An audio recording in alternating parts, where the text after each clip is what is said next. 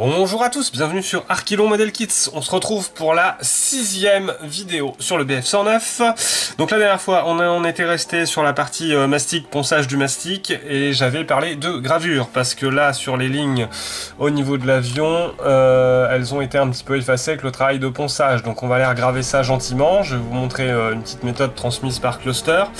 Donc pour ça, on aura besoin de bandes d'IMO qui est là et d'un appareil à gravure. Donc moi, j'ai que celui-là. Et je fais une petite aparté avant de démarrer ça.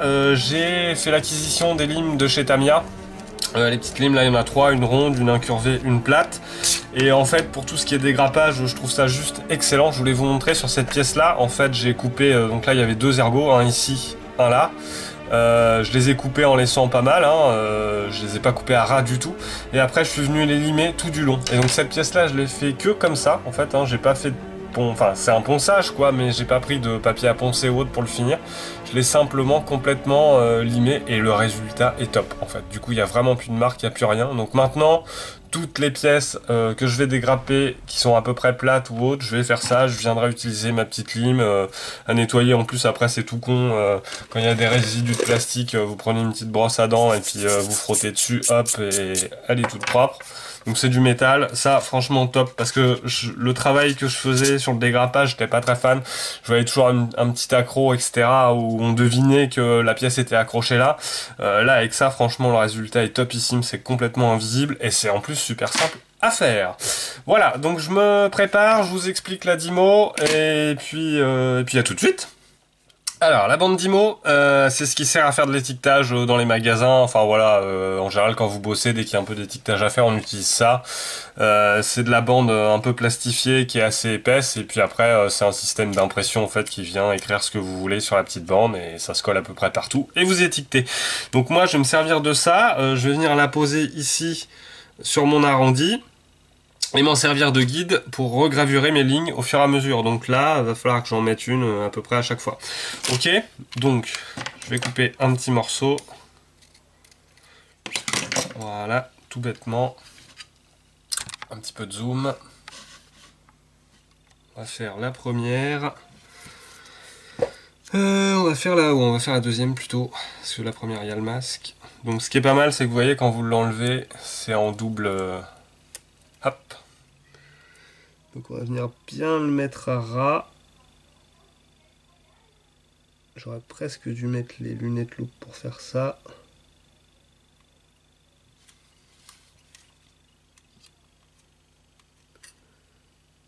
Et ça va me servir de guide. Puis j'aurais surtout dû enlever la deuxième bande en fait. Vous voyez, ça se... Alors il y en a, je crois qu'ils sont repositionnables. Là c'est pas du repositionnable, mais... ça s'enlève facilement. Et c'est assez épais. Il faut une bonne épaisseur pour que ça me serve de guide, quoi. Hop. Voilà, bon après si là ça déborde. Voilà, donc ma bande d'IMO est mise. Mon avion est magnifique avec ce petit verre. Et puis donc là, on va aller gentiment faire des petits passages en servant de ça pour refaire notre ligne. Et après je vais enlever, démasquer la DIMO. Alors est-ce que vous allez bien voir si je fais ça? Je vais peut-être essayer de zoomer un peu plus. Hop. Zoomer à fond. Voilà, après il ne faut plus que je bouge.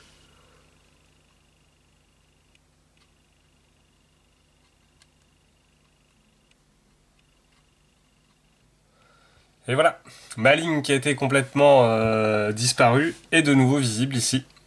Là vous voyez les autres à côté qui n'ont pas été faites, on voit bien que là il n'y a pas de ligne, et là elle est à nouveau disponible. Voilà, donc je prépare les petites bandes d'IMO un petit peu partout. Et puis voilà, on se fait ça en accéléré en musique.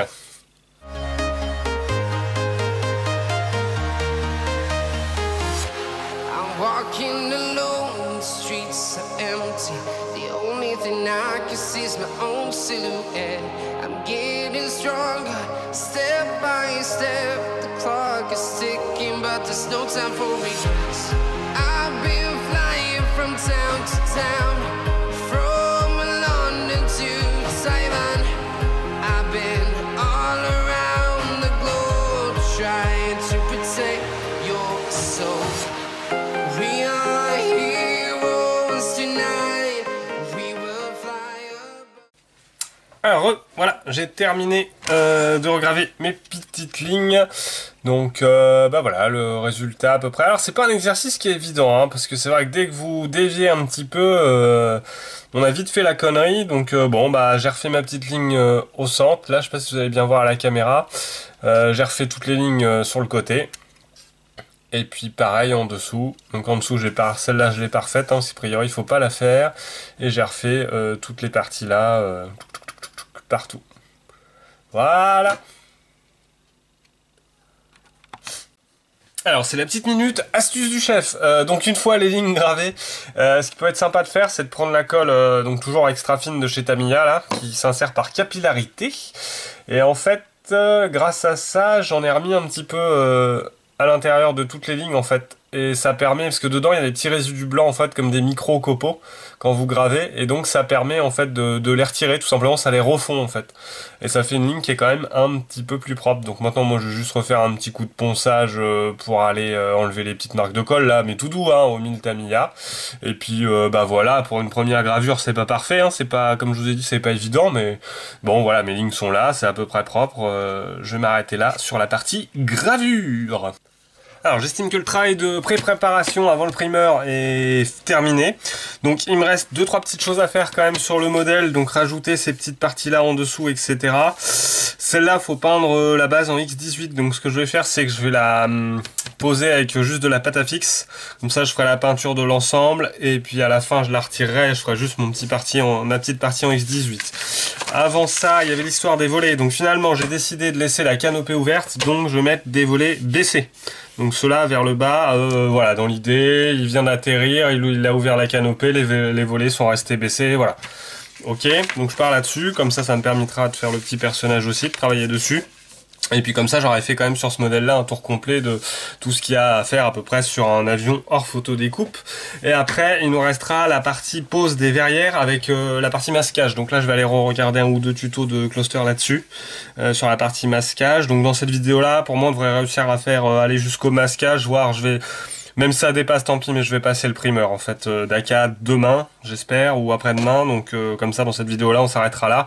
Puis les prochaines, on attaquera après ombrage et la peinture. D'accord? Allez, donc pour cette séquence-là, de petits rattrapages, des petits éléments à rajouter, on va se faire ça tranquillement en musique et puis en filmant des petits morceaux de chaque séquence. C'est parti!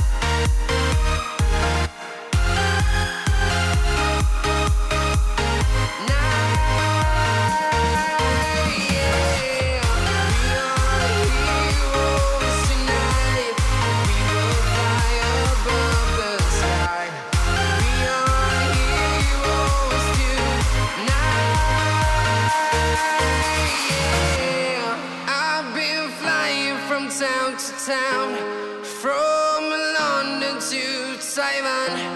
I've been all around the globe trying to protect your soul.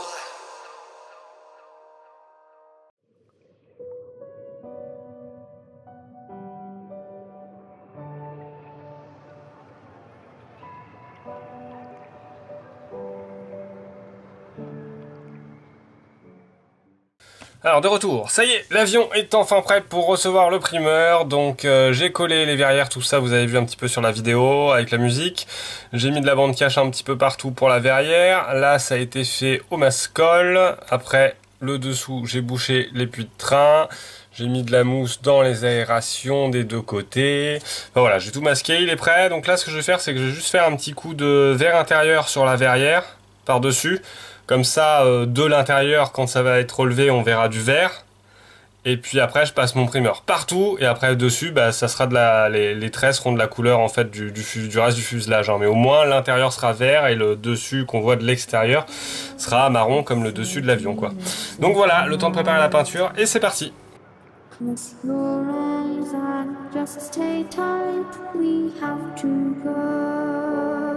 Stay with me while we leave. Don't worry, just believe me. This journey will relieve us. Stay with me while we leave. Stay with me while we leave. Don't worry, just believe me. This journey will relieve us. Stay while we leave. Stay with me.